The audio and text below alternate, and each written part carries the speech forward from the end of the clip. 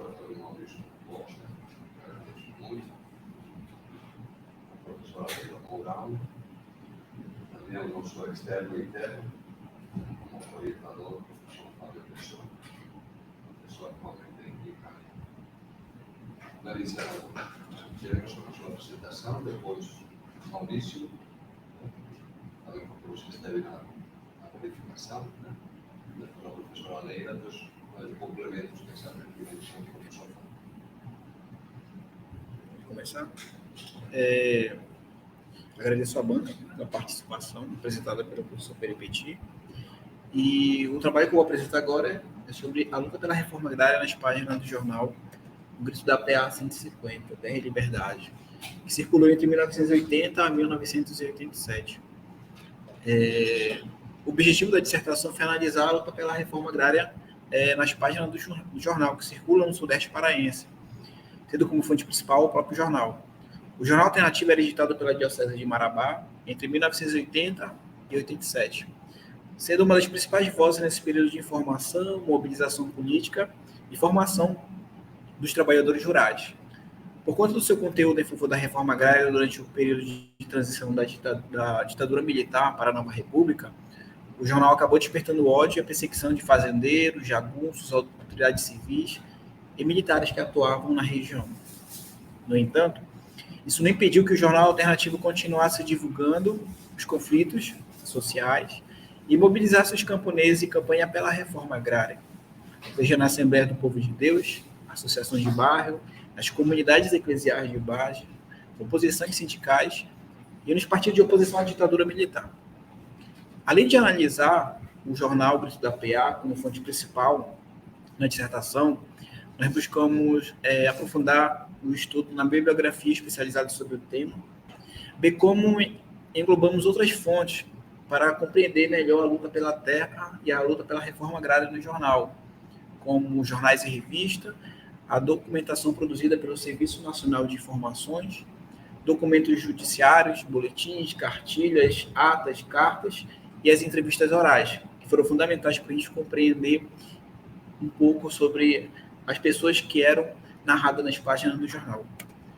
Mas como todo objeto na história, a nossa pesquisa também ela partiu de um lugar social, a partir de questionamentos, que se iniciou quando eu fui estudar a graduação em História na cidade de Marabá, palco de muitos conflitos pela terra. E lá em Marabá, algumas disciplinas no primeiro e no segundo semestre me chamaram muita atenção, como História do Sul e Sudeste do Pará, História de Vida, História Social e Econômica da Amazônia. E essas disciplinas elas me ajudaram a compreender um pouco melhor sobre a região. Aqui, quando eu morava aqui em Ananindeua, a gente ouvia falar da guerrilha do Araguaia. E quando eu tive esse tema de estudo em História do Sul e Sudeste do Pará, nós notamos que as pessoas que moravam lá, em Marabá, já tinham escutado sobre a guerrilha do Araguaia, mas não sabiam que a guerrilha tinha acontecido no seu próprio território. Então, essa disciplina ela foi um choque, tanto para mim, que não morava na região, como as pessoas que moravam, que eram meus amigos de classe. A História de Vida ajudou a compreender um pouco sobre a história da minha família também, porque as pessoas que são narradas no jornal, o Grito da PA 150, são essencialmente nordestinos que vieram para a Amazônia em busca de terra e trabalho, na década de 60, 70 e 80. E a disciplina História de Vida me ajudou a compreender que meus avós eram nordestinos e vieram para a Amazônia também. Vieram para morar ali na zona rural de Aurora do Pará, onde moraram quase todo o tempo da vida, e assim pela carestia da vida e o custo de vida, a minha mãe saiu de lá, migrou para aqui, para a região metropolitana de Belém, e é muito comum também essa pequena experiência das pessoas que são narradas nas páginas do jornal. E o que vai me ajudar a estudar de fato o jornal e entender de fato um pouco sobre a história de vida dessas pessoas que são narradas no periódico foi participando de um grupo de estudo sobre os movimentos sociais no Sudeste Paraense, que era ligado ao Laboratório de História Social da Amazônia, cujo coordenador era o professor Fábio Pessoa. Então, o Fábio Pessoa, no final desse grupo de estudo, nos levou na sede da Comissão Pastoral Terra em Marabá. E lá eu tive contato com o jornal. O jornal e o Movimento pela Libertação dos Presos do Araguaia, o outro boletim. Só que eu acabei estudando o Grito da PA e uma outra amiga foi estudar o MPLA. Então, essa documentação na Comissão Pastoral da Terra, ela vai me proporcionar estudar o jornal, concluir minha graduação, compreendendo a luta pela terra, e nós percebemos que o jornal tinha algo que ele narrava que estava permeado em todas as suas páginas, que era a questão da reforma agrária. E isso foi objeto de estudo no mestrado, entender a questão da reforma agrária no jornal, a radicalidade da luta desses poceiros, desses camponeses, dos professores, que o jornal narra nas suas páginas. Então, o acervo da Comissão Pastoral da Terra, ele foi fundamental para a pesquisa. E como já ressaltou por Riquet, o arquivo, que no caso a Comissão Pastoral da Terra, não é apenas um lugar físico, espacial, é também um lugar social. Então, a história que eu busquei tratar no jornal, nas páginas na dissertação, pelas páginas do jornal, é a partir da história social. E o nosso objeto de estudo está enquadrado ali na que nós chamamos de história do tempo presente. Então, o jornal, como vocês conseguem visualizar, trouxe duas capas para vocês. Ele tinha esse formato. Ele era mimeografado. O texto verbal e o texto não verbal, eles têm uma relação intrínseca, eles se contracenam uma com o outro. O texto verbal muitas vezes dá o sentido para o texto não verbal. E a questão central aí é a reforma agrária, é a terra e a liberdade. O jornal, ele não começou com esse nome aí, o Grito da PA, o Grito da PA 150, Terra e Liberdade. Ele começa como informativo da PA 150, na primeira edição. Só que, após consultar os trabalhadores do campo e por onde o jornal circulou, e foi eleito o nome, o Grito da PA 150. E nós percebemos que quando o jornal completa um ano de existência, foi acrescentado Terra e Liberdade. Aí ele passa a ser conhecido a partir de 1981 até 87 por esse nome. Travou aqui.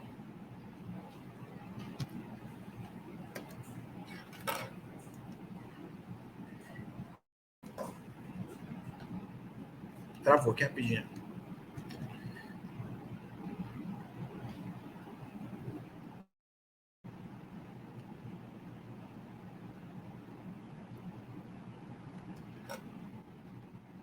Aqui é outra imagem do jornal. Então, é a questão central, é a reforma agrária.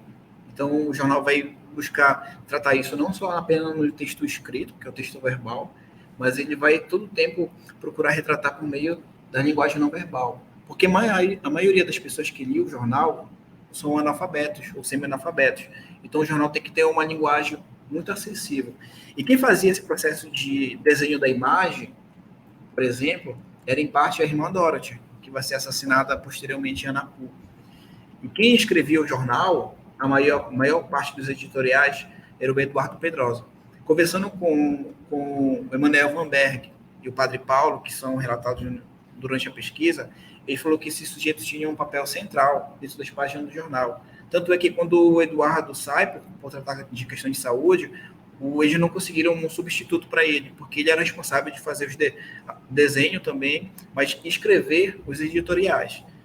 Então, ao longo da pesquisa, nós fomos percebendo algumas questões.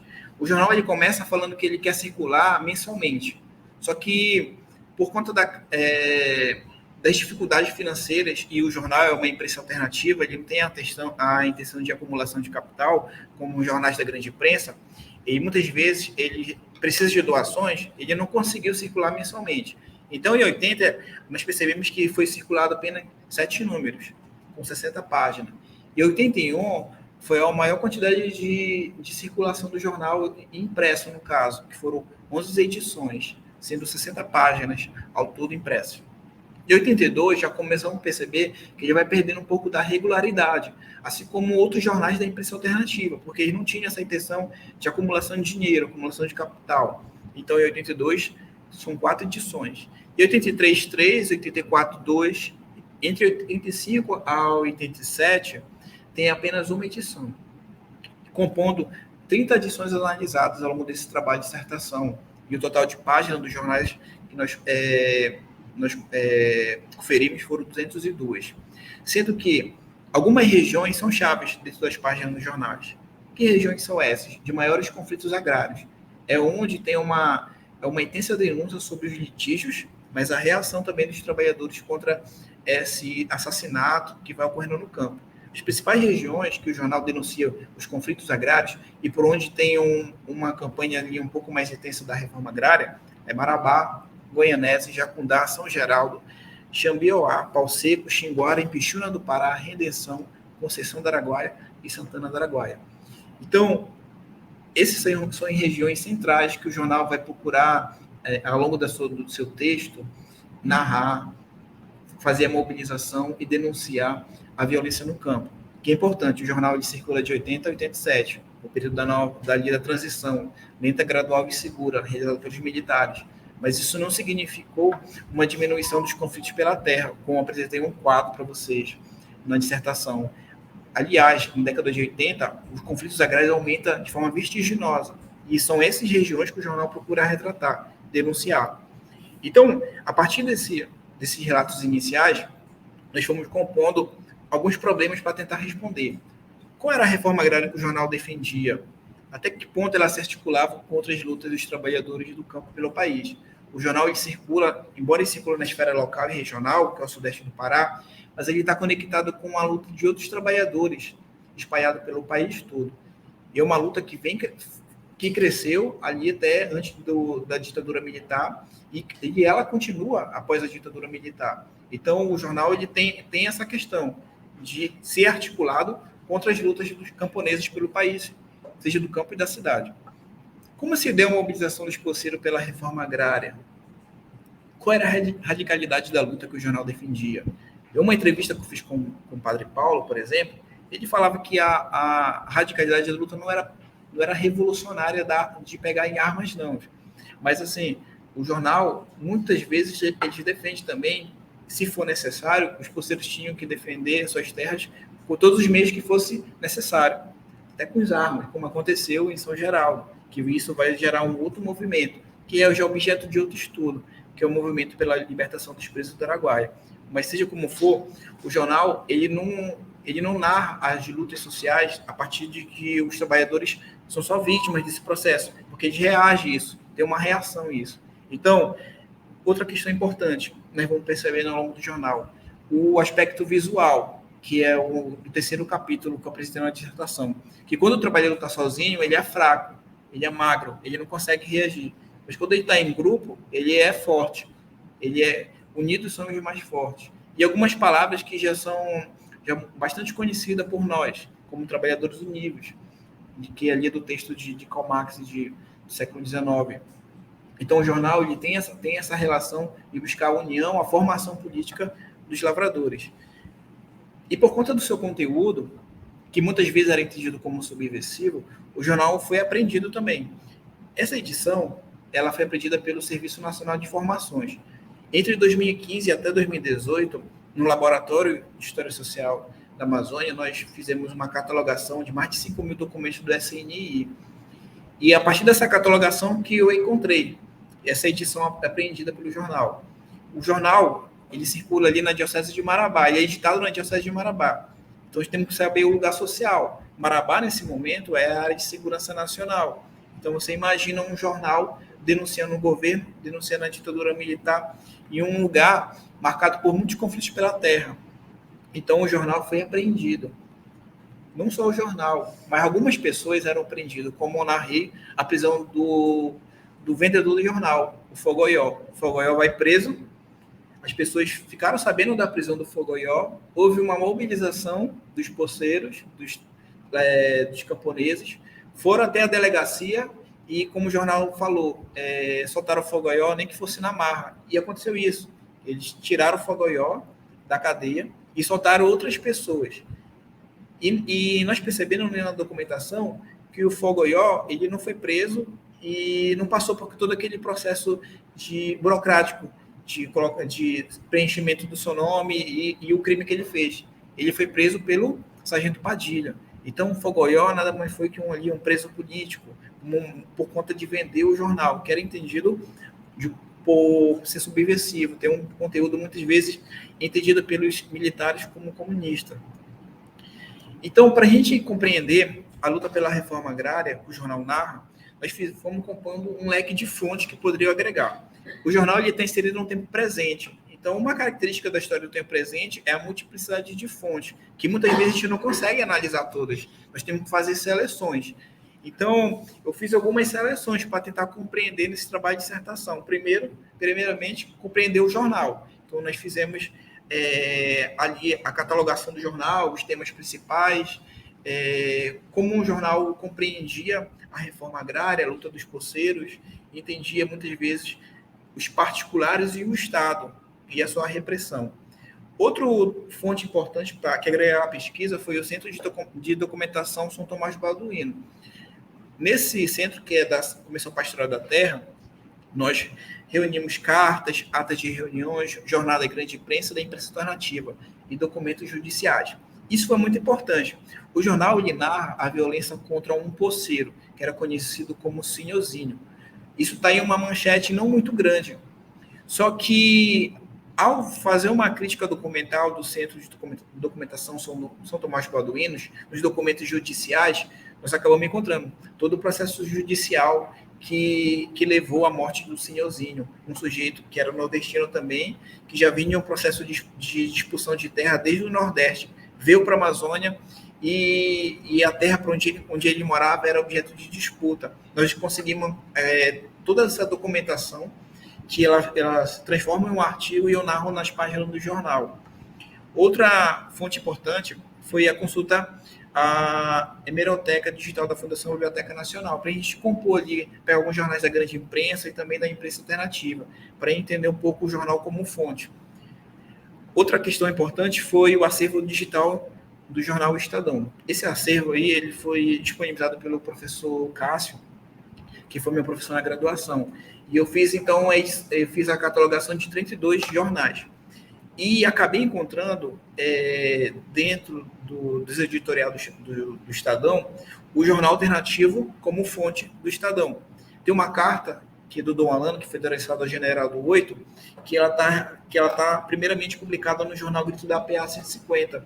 E o jornal Estadão teve acesso a essa mesma carta por meio do jornal O Grito da PA e inseriu no seu editorial para compreender e para narrar para os seus leitores o ambiente de guerra que vivia a região do Sudeste Paraense entre 1980 a 87. Então, o jornal servia como fonte para o Estadão, para o Jornal do Brasil, para a Comissão Camponesa da Verdade, que eu vou falar posteriormente, e para os próprios jornais alternativos, como Resistência, que circulou aqui na região metropolitana de Belém. Outra questão importante foi a consulta ao acervo do Paulo Fonteles, o acervo pessoal dele. Nesse acervo pessoal, nós fizemos seleção de cartas também, atas de reuniões, jornada da grande imprensa e da imprensa alternativa. Foi um documento para a gente cruzar com as fontes, tanto do jornal como do SNI, para tentar compreender melhor a luta dessas pessoas naquele momento em particular.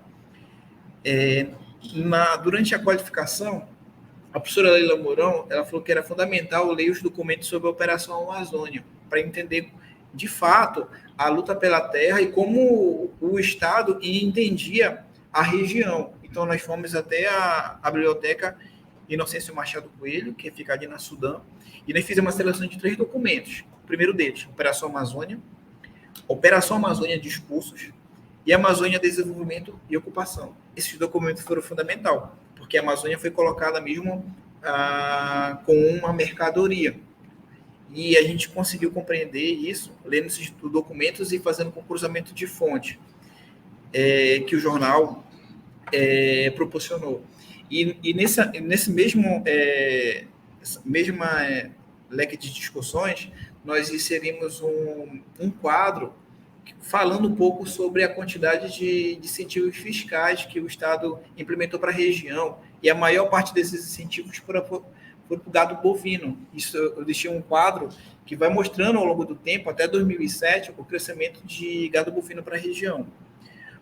O 8º ponto aqui, acervo do Serviço Nacional de Informações. Isso aqui foi fundamental para a pesquisa, para entender como o Estado, como o serviço secreto, entendia a luta pela terra na região e entendia as pessoas que lutavam em favor dos direitos humanos. Isso foi fundamental para compreender, de fato, que o Estado muitas vezes tinha um lado, e esse lado não é muitas vezes dos camponeses. E o que chama mais atenção ainda é que ele sabia, muitas vezes, os agentes, os causadores dos conflitos pela terra, a grilagem, a corrupção, mas a gente não percebemos, ao longo da pesquisa, uma relação de compreender a luta dos camponeses, a compreender e das pessoas que prestaram serviço aos camponeses, sobretudo setores da Igreja Católica, ligado ali à teologia da libertação. O nono item sobre as fontes é o relato da Comissão Camponesa da Verdade. Isso foi importante ler esse relatório, porque a maior parte dos assassinatos relatados na Comissão Camponesa da Verdade, todos estão presentes no jornal O Grito da PA 150. Aliás, o próprio relatório utilizou o jornal O Grito da PA 150 como fonte para compor ali a questão da violência na região nesse período da transição da ditadura para a nova república. E, por fim, os relatos orais nos ajudaram a compreender um pouco sobre a luta pela reforma agrária. Eu entrevistei o Emanuel Vanberg, não são qualquer pessoa, eles não foram escolhidas assim de forma aleatória. O Emanuel Vanberg, ele foi o coordenador da Comissão Pastoral da Terra, em Marabá. O Paulo Joanil, ele participou junto com o Emanuel na criação do jornal, assim como o irmão Dorothy, o Ademir Martins, que faleceu recentemente. E outra pessoa que nos ajuda a entender um pouco sobre a violência e a luta pela terra foi Ricardo Rezende, porque ele foi coordenador da Comissão Pastoral da Terra, Araguaia e Tocantins. E ele compreender como era a violência, quem eram as pessoas que eram marcadas para morrer e como se dava isso. E a entrevista com a dona Neide, que foi concedida pelo Fábio, para nos ajudar a entender ali a luta pela terra, a luta pela terra e a repressão às oposições sindicais, que ela narra de forma muito intensa. A partir desse quadro, nós fomos montando esse quadro de experiências, de documentação. Ficou mais ou menos o primeiro capítulo, que vai falar um pouco sobre a história do jornal. E o item 1.1 vai contextualizar a sua criação, o seu lado social e político, a questão da ditadura militar, e como isso estava inserido na Amazônia, e a prestação de serviço de setores da Igreja Católica, ligado ali a que, como o SNI documentava, o clero progressista, como a Igreja ajudou muitas vezes os camponeses na reação, ou então na mobilização, na questão da luta pela reforma agrária e na luta pela terra. No capítulo 2, vamos entender essa questão da terra e liberdade. O 2.1 é uma sugestão da Leila, para entender a justiça e liberdade no jornal. O 2.2, a repressão ao jornal, que foi o documento que foi apreendido pelo Serviço Nacional de Informações. O 2.3, para relatar de forma um pouco mais clara como se dava a mobilização desses trabalhadores pela reforma agrária, como se dava a reação deles diante da repressão e como eles mobilizavam para reagir em favor da terra e da liberdade.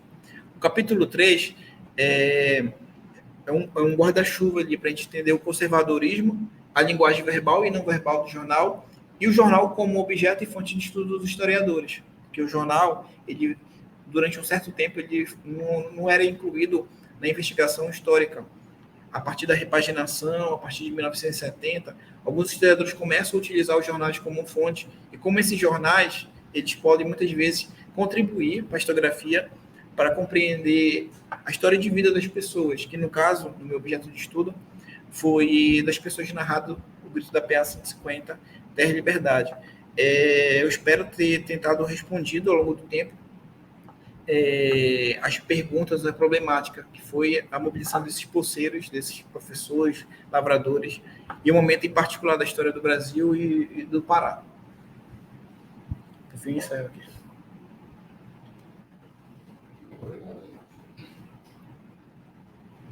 Professor doutora, doutor Maurício, obrigado. Disse que a princesa professora Leila, né? Mas ela já esteve em vários outros momentos do trabalho, né? Então, agradeço aí pelo convite. oportunidade de ler esse trabalho, conhecer esse trabalho, e conversar, tratar dele aqui nessa banca. Feliz de estar aqui com vocês, né? E particularmente a professora Leila, né? Que além de examinadora, é uma personagem dessa história aqui, né? Eu me deparei com a missão, o nome dela nos documentos, acho que vai seguir. Isso. Né? Investigada, ver como é que em 2015. Ou seja, bem depois da Nova República já está considerada. Então,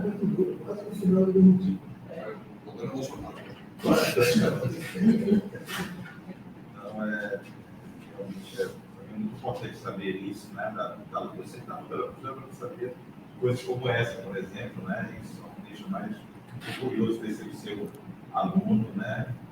E de poder estar aqui na mesma forma. Eu não sou especialista na questão agrária, mas eu vivo como uma especialista da geografia, né? Quase que por osmose, eu aprendo coisas com ela, isso me ajudou muito, entendimento de algumas coisas. Embora também a minha própria trajetória de vida tenha alguns paralelos que é tratado aqui, né? Eu cresci na cidade, cresci aqui em Belém, mas a minha formação religiosa e política foi numa comunidade eclesial de base, no bairro do Guamá, na paróquia Santa Maria Gorete, dirigida pelo padre Sabino Montelli. Inclusive, foi durante um tempo professor aqui da UFPA também, né? Ele era um importante agente da Igreja Libertadora aqui no Pará, né? Muitas das histórias que estão presentes na sua qualificação, na sua dissertação, são coisas que eu lembro da minha formação religiosa / política, porque as duas coisas andavam juntas na época que eu vivia a Igreja Católica. E eu aprendi muito com a sua dissertação, ver essas coisas no campo, né? As coisas que eu não conhecia a respeito, por exemplo, sobre essa atuação conjunta de religiosos, camponeses e sindicalistas, por exemplo, na produção de um informativo que é o jornal, né? É muito interessante essa história dos camponeses atuarem como repórteres, né? Repórteres, assim, voluntários, né? Que estão ali, repassam, testemunhas oculares, mas que têm um compromisso com a divulgação da informação através do jornal, né? Um jornal com instrumentos de circular a informação, que é um ativo importante, né? Dos movimentos sociais. Em meio a uma população, como você falou, predominantemente analfabeta, né? Que teve oportunidade de estudar, né? Uma condição socioespacial também muito complicada, né? Mesmo assim, o jornal, apesar de todos os obstáculos, ele esteve ativo e cumpriu o seu papel, né? Nesse período aí, que é o que você definiu como recorte da pesquisa. Acho que a nova transmissão foi embora, né? Essa oscilação de energia aí. Fica na nossa memória. Lógico, continua, você não está sendo demitido, está gravando. Está gravando. Não está aí o nosso documento. Por isso, Wellington, eu acho, e também parabenizo o seu orientador, né? Certamente aqui tem muito das coisas que ele conhece, que estuda, que pesquisa há muitos anos aqui, né? E também do co-orientador, né? Que é um especialista na temática. Acho, portanto, que o seu recorte de estudo está muito bem definido.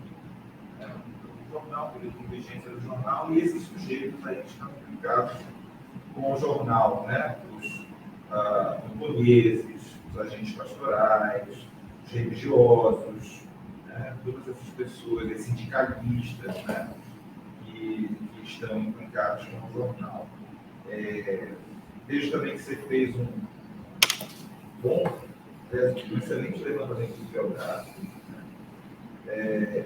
inclusive de títulos que não são geralmente trabalhados por historiadores, que você utilizou aqui, aproveitou muito bem, né?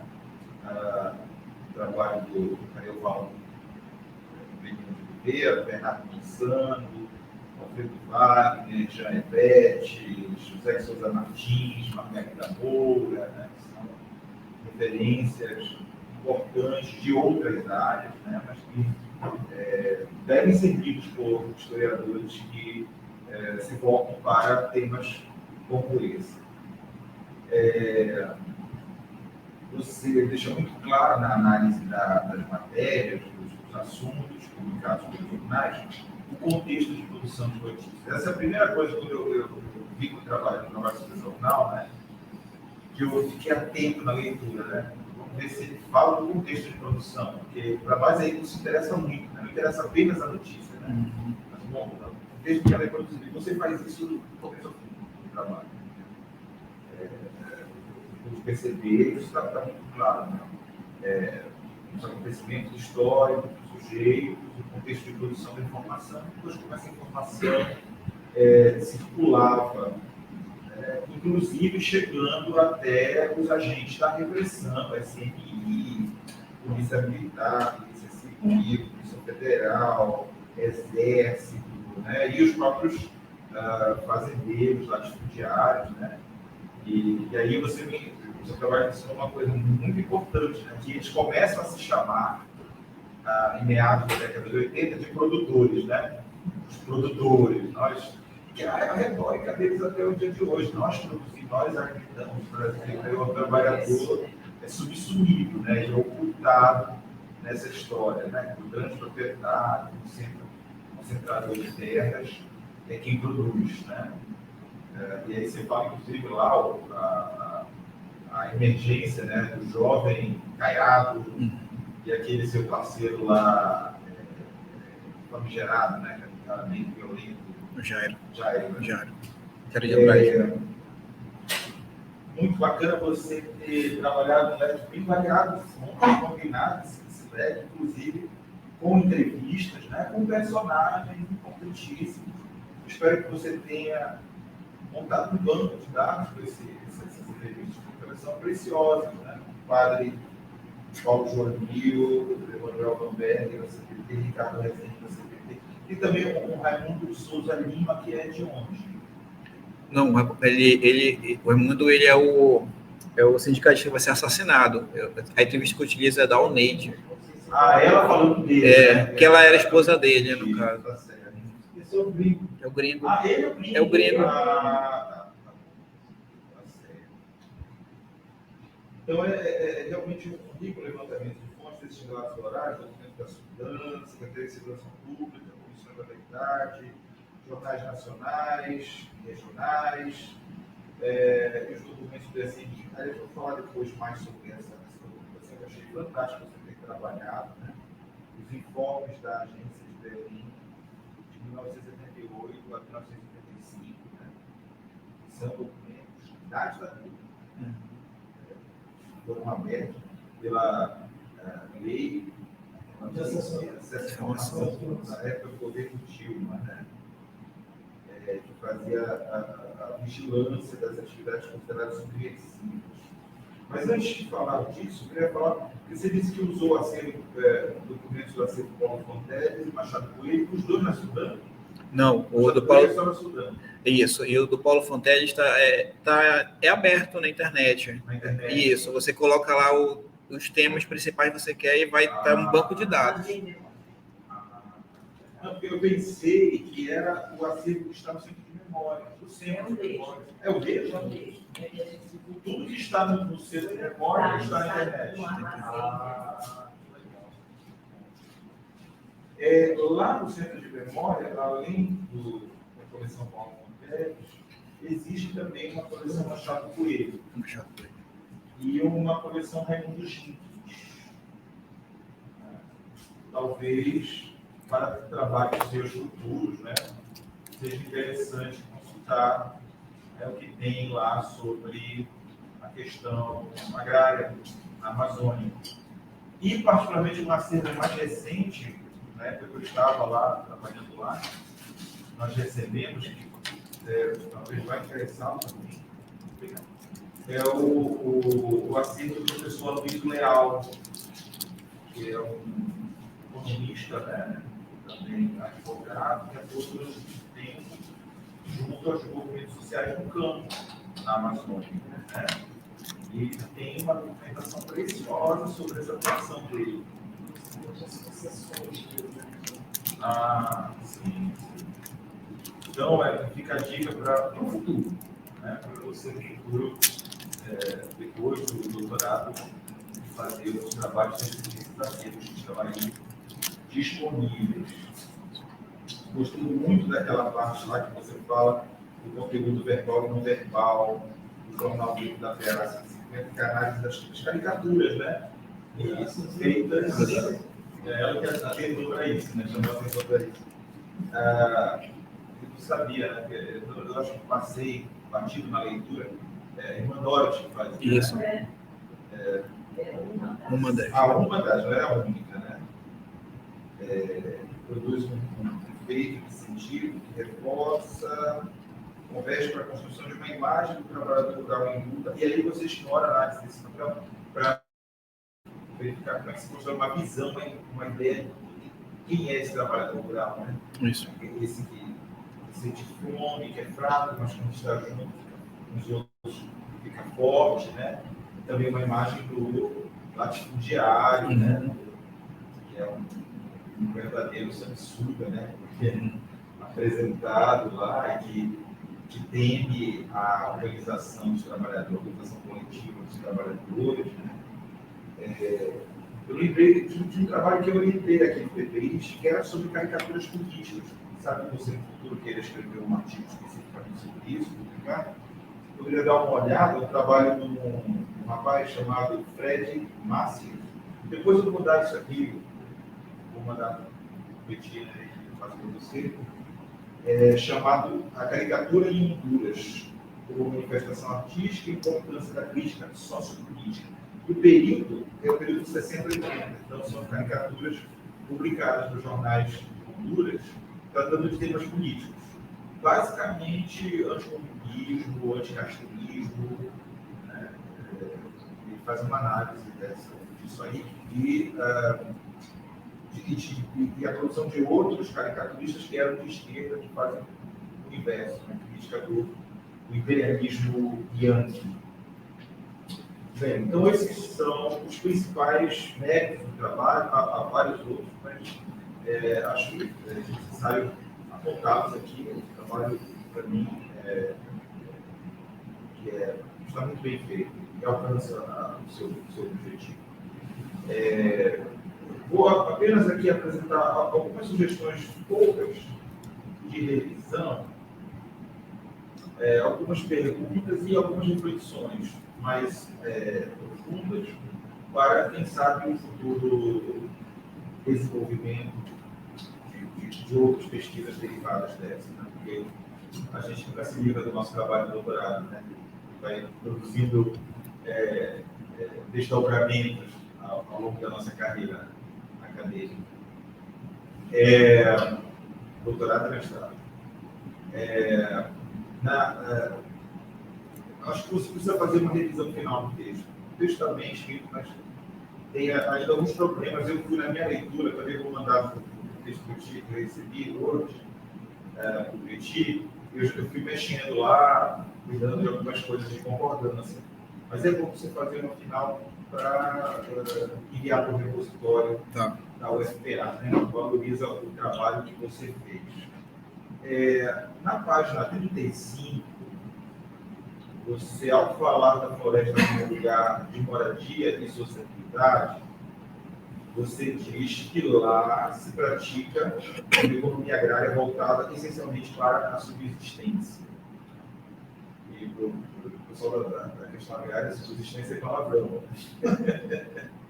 Porque, na verdade, a ideia de subsistência, ela arrisca realmente a possibilidade da comercialização. A população subsistente.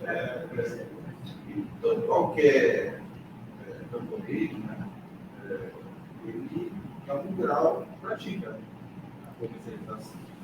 a troca e algum grau de comercialização. Essas duas coisas se combinam. Então, eu peço que você reveja isso. Tá bom? Página 35. E na página 88, aliás, eu acho que esse foi um trecho confuso que eu encontrei no trabalho único, que você diz lá em 88 que Negrito foi o responsável pelo assassinato do advogado da CPT, Gabriel Salles Pimenta, em 18 de fevereiro de 1932. Por conta desse assassinato e das ameaças de morte, o primeiro presidente do sindicato, que não foi o outro do Chile, deixou a direção do cargo. Aí fica aquela coisa. Não foi o outro de mais quem foi. Isso é só eu acho, mas é uma questão que, né, precisa ficar clara para o leitor. Vamos agora para as questões mais importantes. Eu vi que você, na introdução e aqui na apresentação, você elenca 3 perguntas como problema da pesquisa. Né? Qual a reforma agrária que o jornal alternativo defendia? Até que ponto ela se articulava com outras lutas de trabalhadores no campo de Paris? Como se deu a mobilização dos possíveis pela reforma agrária? Essa é uma pergunta. Qual era a radicalidade da luta que o jornal alternativo defendia? Eu acho, você não hierarquiza essas perguntas, mas para a gente definir uma questão central para a pesquisa. E as outras serem derivadas dessa questão central. Né? Eu acho que a questão central é essa primeira mesmo, da reforma agrária, né? O tipo de reforma agrária que o jornal apresenta como resultado da atuação conjunta de religiosos, camponeses e sindicalistas, né? Na produção do jornal. Acho que tem isso. O trabalho de debruça sobre isso. Né? Essa questão da articulação pelo país, acho que não é central, porque ela é algo associado. Eu não sei, por exemplo, o grau de integração entre os jornais, se havia algum grau de integração entre os jornais alternativos de outros lugares do camponês, de outros lugares do Brasil. Talvez seja uma coisa para formar uma nota, se você tivesse informação. Né? Ou se falava já nesse momento de movimentos sociais no campo efetivamente atuantes nos anos 80. Né? Eu soube, através da Kátia, né, que o MST ele é fundado em 82. Né? 82, não é isso? No Sul. O Congresso de 84, em Cascavel. Mas a primeira ocupação é 79 no Rio Grande do Sul. É alguma coisa 82. Criar um movimento, não um projeto, criar um movimento no Sul, se não me engano, no Paraná. Entendeu? E depois essa denominação principal, ela vai expandir, tá? Sendo apropriado no certo modo pelos outros movimentos. Como também as experiências das gente. Nós temos que são anteriores. Né? São anteriores, mas é banda de nordestina, que traz, mas trazem essas histórias da agricultura que ele fala. Primeiro ponto, mas o problema é anterior. Essas histórias, não sei se você encontrou no jornal, você pode falar para a gente, né? Essa presença organizada nacional. Eu acho que ela é importante, não é central do seu trabalho, acho que é uma coisa derivada dessa questão central. Sobre como se deu a mobilização dos copeiros, eu acho que isso é tudo que está no trabalho, né? Não é um problema, acho que isso é um objetivo, né? Investigação. E a ideia da radicalidade, eu suspeito que tem uma coisa a ver com o trabalho do Fábio, né? E é uma questão pertinente, também ela é secundária em relação à questão primeira, né, do trabalho.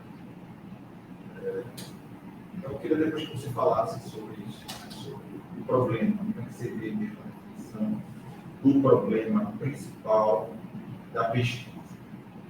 No final da dissertação, você fala sobre o rádio e imprensa no Brasil e no cenário político brasileiro, né? Fala deles durante os governos Vargas, né? De meados, né? Depois dos 50, fala da crise do governo, tal. Eu particularmente considero desnecessária esse apanhado anterior ao seu recorte, ao seu período, né? Talvez uma nota, alguma coisa assim, porque é bem importante considerar o foco do trabalho, né? Do seu trabalho. Inclusive, vai chegando no finalzinho do último capítulo, você fala da história da imprensa no Brasil lá nas primeiras décadas do século XIX, que está completamente deslocado ali. Né? Se é para falar disso, que se fale lá no primeiro capítulo, em algum lugar, eu acho. Né? O que se fala, eu vejo necessidade de falar do Correio Brasiliense, do Paraense, não vejo porquê. Bem, uma questão, agora partindo para reflexões mais de fundo, que não são questões para resolver, para responder no trabalho. São questões mesmo que suscitadas sobre o seu trabalho que suscitou, né? E que podem ser, quem sabe, consideradas sempre gravadas. Então, algo que fica muito claro é que a violência no campo, na Amazônia, é um fenômeno mais intenso dos anos 80, pelos dados que são apresentados. Né? E aí a gente pode... Porque isso não foi uma questão por que é assim, né? Você não se debruçou do trabalho sobre isso, né? Mas é uma questão que vale a pena, obviamente, né? Ela levar em consideração, né? Para a gente entender por que aí, naquele contexto de abertura política e transição para a nova república, é que o campo pega fogo, por exemplo, no sudeste do Pará, né? E apesar da nova Constituição, as coisas continuaram complicadas e anos 90 o MST vem com toda a força do Maranhão para o Pará, né? Corrija se eu estiver errado, mas parece que é assim, e aí, efetivamente, o MST passa a ter uma atuação muito forte na região, né? A priori, eu imaginei que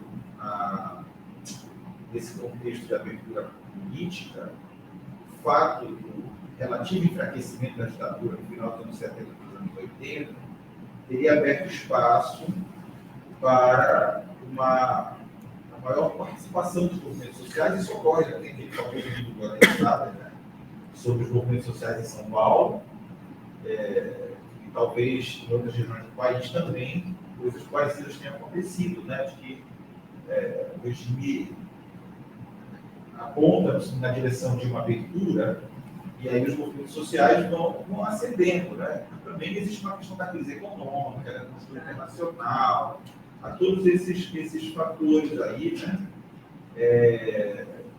Eleição para governador, 88, né?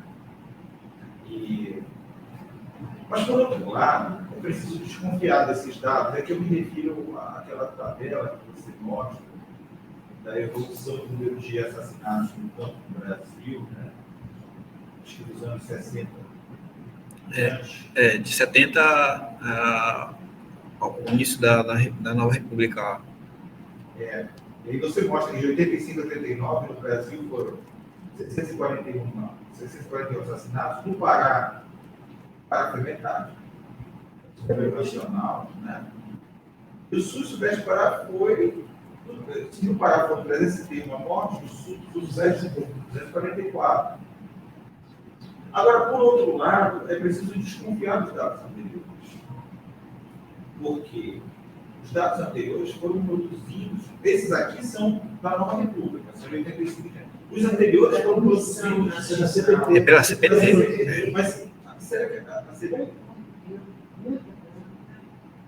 Pois é, acho que levar, assim, fazer essa gestão. Quer dizer, num contexto ditatorial, a própria CPT também certamente tinha dificuldade de coletar informações, né?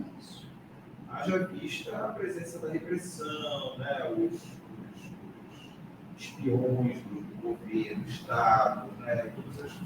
Então, certamente, a ocultação, as ditaduras da América Latina, elas praticavam isso direto, né? Então, talvez a mudança do período anterior para a Nova República não tenha sido assim tão drástica. Né? Claro que estamos aqui no tese pobre, mas é preciso ressalvar que os dados coletados, eles são uma aproximação de uma realidade que provavelmente tem assim, mais cruel, né? Do que a que nós conhecemos, né? O que mostra que a Amazônia, enquanto fronteira da expansão desenvolvimentista brasileira, do capital,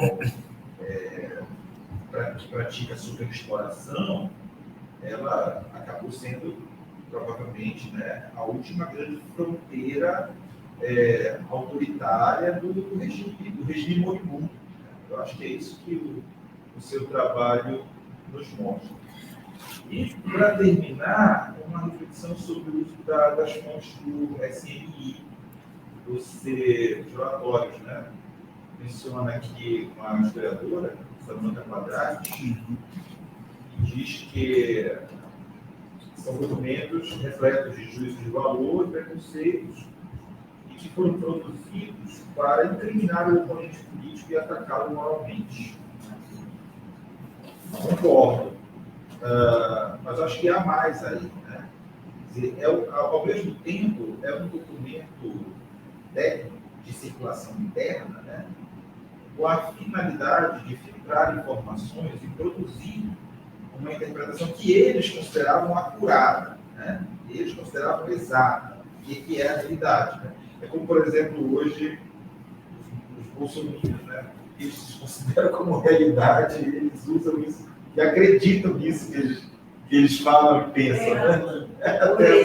Exato. Então, se diz assim, o padre dele,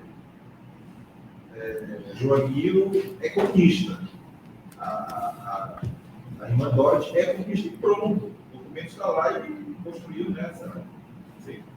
Só isso,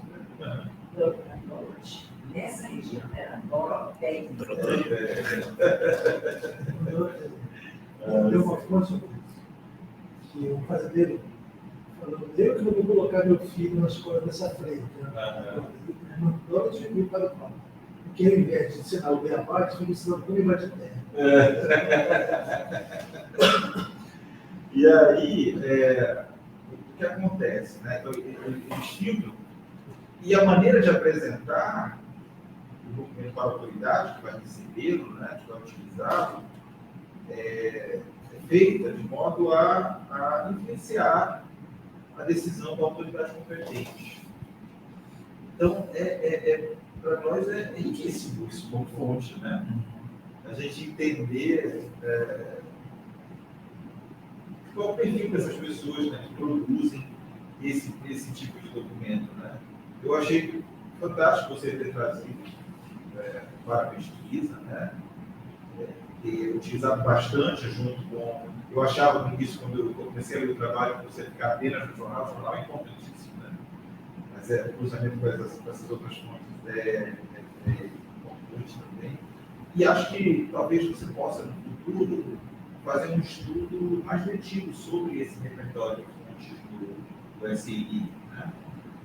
mais crítico mesmo dessas fontes, considerando esse contexto de produção, contexto social, temporal, de produção delas. Bom, já é bom. Obrigado. Muito obrigado, Maurício. Eu sei que ele leu depois, vão seguir dialogando com as suas pertinentes colocações. Portanto, vamos seguir com a Leila. Obrigado, Leila, mais uma vez. Primeiro quero agradecer você, Pedro, Érico e Gerson pelo convite. Né? E registrar que o Érico fez um esforço, né? E traz nesse texto, já para a versão final final de sua dissertação, né? Porque você incorporou as recomendações feitas pela mão. Né? O seu diálogo com a historiografia, a seleção das categorias analíticas, da interpretação e a narrativa é muito relevante. Tá? Ele permitiu explicitar o que pretendeu na dissertação. Parabéns. Obrigado. Eu queria, em primeiro lugar, uma recomendação básica. Eu achei o título muito importante. Ele dá conta do conteúdo dos surtos. Eu acho que você poderia trabalhar de uma forma que você mobilize o leitor para encontrar isso no seu texto. Eu até sugiro começar a perguntar a dissertação, por exemplo, às vezes o jornal um grito da PA, tá? É verdade na imprensa alternativa, ou como imprensa alternativa. Aí, cara, não é porque você tem que ter esse cuidado de não oferecer de bandeja de antemão o que tu vais fazer, o que está feito na dissertação. Tá? E ter um cuidado. Isso, esses títulos, praticamente que explicam os conteúdos em todos os capítulos. Acho que tem, na verdade, o que o título tem que ter, lógico, situar você, o leitor em relação ao que você está apresentando, mas eu acho que tem que incentivar, provocar curiosidade. Curiosidade do leitor. Tá? Então, eu acho que é isso. Quando você vai para o subtítulo dos itens, está ótimo. Né? Ele pegar aí 2 palavras, 3 palavras, que fica curioso para ver o que está escrito no texto. Tá? Essa é apenas uma sugestão. Tá? Agora, eu não vou repetir algumas coisas aqui, mas vou colocar esta aqui. É o item 3, 4 desse seu terceiro capítulo, que eu acho que ficou deslocado. É aquele sobre imprensa nacional. Ou você, minha sugestão, distribui, porque tem locais importantes que você pode remeter, partes dos textos, né? Ou você exclui alternativa.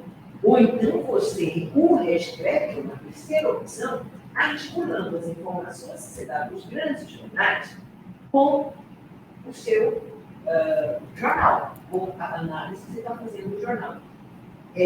Eu não gosto muito da ideia da exclusão, porque, de um certo modo, quando eu vi muito esse período, se apropria, por exemplo, do jornal alternativo do campo, semi-escrito, porque na verdade ele não está individual, mas, por exemplo, em situações conjunturais específicas, a grande imprensa vem atrás e vai tomar. Então, a grande imprensa, a imprensa capitalista e tal, ela não exclui de antemão, ela começa criticando, mas depois a gente se apropria das informações contidas para poder meter.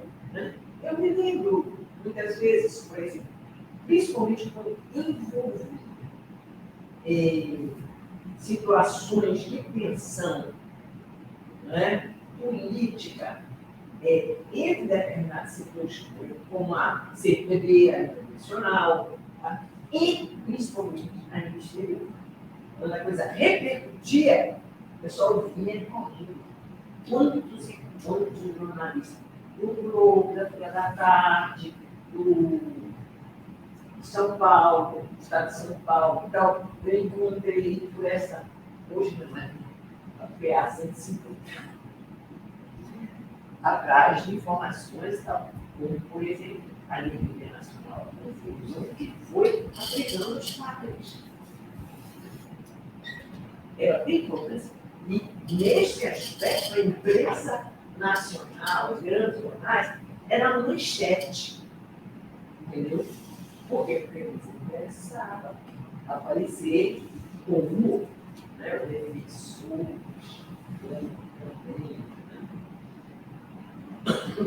Quando, então é isso, né? Ele está isolado no texto, né? Então você tem melhores opções, inserir mais detalhadamente em certas circunstâncias, tá? Como eles noticiavam essas lutas, né? Principalmente quando as questões em questões em que as relações nacionais ou, né, para informar também esse aspecto das relações nacionais, institucionais, internacionais, mas também para vir ter um jornal noticiável, casos ou violências. Eu nunca me esqueço, tem um Estadão que metade da folha é a foto da família que foi morta e estripada. Eu acho que não deu para quem quis aquele.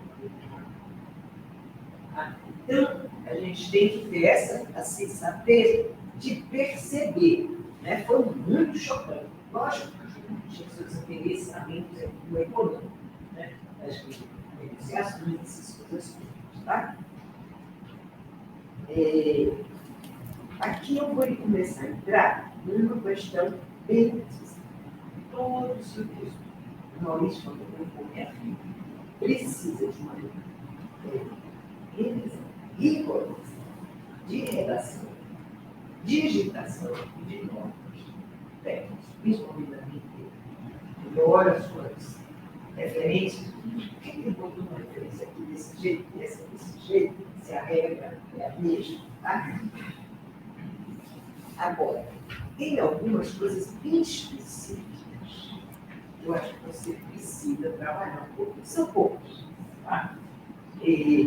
Por exemplo, no texto das páginas 70 e 71, você precisa melhorar a redação, de modo a demonstrar que a violência contra os diversos camponeses ocorre em todo o estado do Pará. Você está falando do Sudeste, você vai para o Nordeste, vai falar da Cidapá. Mas o que está aqui? O processo de... E aqui eu chamo a atenção. É necessário uma notinha explicando porque você aparece com passo de imagem. Mas não é. Eles, inclusive, são aceitados pelos castanheiros durante a batalha da borracha pelos governadores. Tá? Eles são pessoas que, inclusive, são incentivadas a ficarem na região. E aí, com as concessões de terras imensas pelos militares para grandes agropecuárias, para instituições como o Bradesco, Banco do Brasil, Bandeirinhos, etc., etc., que surgiu a tese do Aloysio Real. Tá? É muito importante. E não só, mas inclusive para estrangeiros. Né? No caso aqui, por exemplo, Volkswagen, isso, né? Eu nem vou citar tudo, porque a lista é imensa. Tá? São 5 só em 10 que já estavam no Brasil. Isso fora os 40 e poucas estrangeiras. Que é aquele episódio que eu até comentei na aula passada, por exemplo, concedida para a empresa composta por japoneses, canadenses, se não me engano, alemães. aqui na região do Sul, que a cidade de Brecht ficou dentro da área concedida. Então você vê a estupidez. E bem na década de 80. Negócio muito bom. Então tem que ter, né, fazer essa ligação tanto na imprensa quanto nos movimentos da violência. Aí eu acho que talvez você pudesse, não tinha e tal, explicar que essa emergência, né, desses movimentos, os conselhos tribunal, alguns secularmente, ela se dá por várias razões. A expulsão, né, violenta deles da terra, que leva à perda das condições de vida. Mas também, eu acho que é importante você frisar isso bastante, porque depois você vai pegar essa questão da violência, mas assim, você não faz, dizer, olha, em todo o Pará está acontecendo aqui, por exemplo, na região do Xingu, aí você entra no Xingu, mas, né, eu acho que precisa este elemento que é comum à violência, né, de expulsão de antigos camponeses, tá? E que essa violência era graça do Estado. Isso na página 78, eu cito no caso, porque cada vez, o caso da Cidapá, que era aqui. Né? Na página 77, você cita o operário Santos Dias. Sim. Mas você não está falando de movimento operário. Não. Tem que fazer essa ligação para mostrar que essa violência também ocorre para outras categorias em outros estados. E que é narrado no jornal, né? Que é narrado no jornal. Isso. Para mostrar, quer dizer, esse é o instrumento de comunicação. Você, olha, vocês não estão sozinhos. Tá? E a mesma coisa, eu digo, na sequência, é necessário inserir o que você indica outros jornais alternativos do país, principalmente concentrados em São Paulo. Você coloca lá, né, Pasquinhas, todo o movimento, né, que tem a ver isso com o seu objetivo, né? A sua agência e agência. Quer dizer, por que isso? A linha da questão da conjuntura. Né? Conjuntura de muita tensão. Né? A década de 80 é a pressão dos movimentos sociais da população, quase como um todo, né? Pelo fim da ditadura, e a ditadura tentando se garantir através da violência.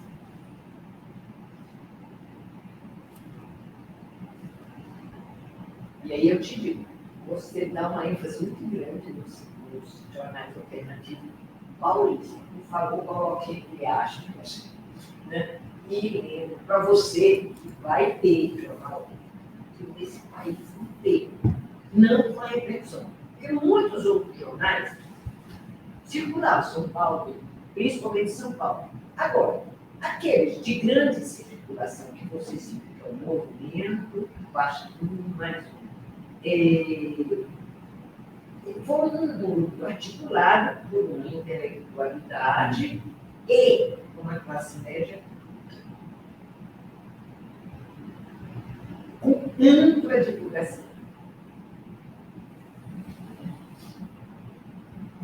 Passando na página B, você deve rever a redação do primeiro parágrafo, que é quando você fala que ele foi exonerado porque foi considerado despreparado.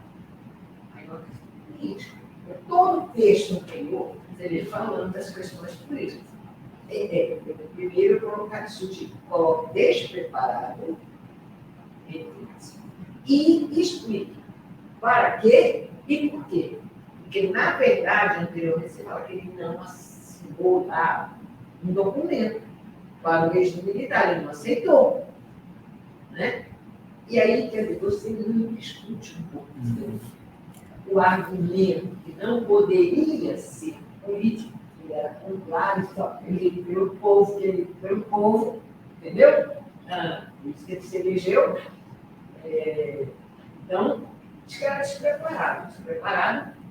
Então, eu tenho cuidado, né, com determinados locais, o texto não tem simples, forte, também sensível.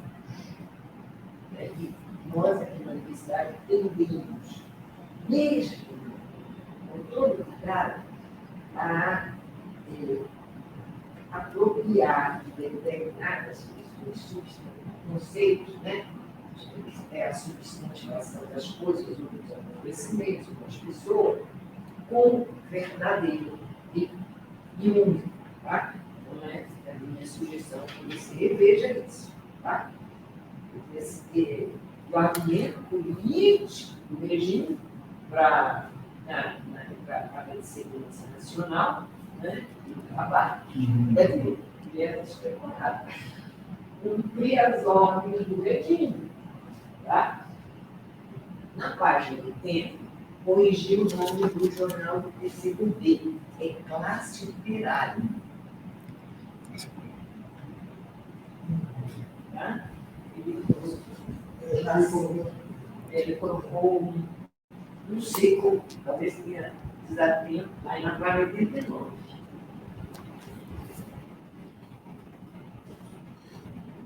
Ele tirou lá, ele está fundação. Achou? É a causa operária? Não é causa operária. Causa É classe. operária É outra coisa. Outro grupo, né? É outro Tá. grupo. Eu falei causa operária. Era- Isso vai dar uma polêmica. Era o principal jornal dos trotskistas. Não era nem dos anarquistas. Na página 92, é necessário corrigir, porque os incentivos fiscais, eles iniciaram na segunda metade dos anos 60. Tá? E foram, aliás, intensificados na parte da década de 70, principalmente a década de 70. Se você pegar a relação lá na Sudã, você vai ver, é um negócio que explode, tá? A aplicação dos incentivos fiscais na década de 70, tá? E na década de 80 você vai ver que, em função dos escândalos, das denúncias, etc., na segunda metade da década de 80, eles foram revistos e reduzidos. E aí a própria Clara teve um papel muito interessante no dirigir o setor de recursos naturais da Sudã. Ela passou a exigir uma série de questões para assegurar a continuidade dos incentivos fiscais e a concessão de bancos. Porque, na verdade, não era feita a menor fiscalização. Tá? É bem interessante essa parte do trabalho. Na página 99, também, eu quero sugerir você mudar esse subalterno. O camponês em revolta não é subalterno. Essa é a primeira questão. Segundo, né, é inadequado você utilizar, tá, para se referir ao camponês, ele está ali brigando pelo terra, tá, exatamente para não ser subalterno, trabalhador. Insubordinado. Exatamente. Insubordinado. Ele não pode se aplicar aos trabalhadores rurais, porque em algumas situações o pessoal não se identifica de jeito nenhum como terceiro, né? Porque é risco de vida. Este cuidado, né? Porque também tem a categoria do trabalhador rural, que é aquele que vem com força de trabalho. Tá? Desculpa a minha referência, mas acho que o Wellington ele preferiu se referir aos trabalhadores predominantemente como bolseiros, né? Na dissertação. Pois é, por isso, mais ainda, não cabe a expressão subalterno. A própria ocupação não autorizada significa que eles não se submetem. Entendeu? E a luta pela terra é uma forma de garantir a autonomia e nunca a subordinação.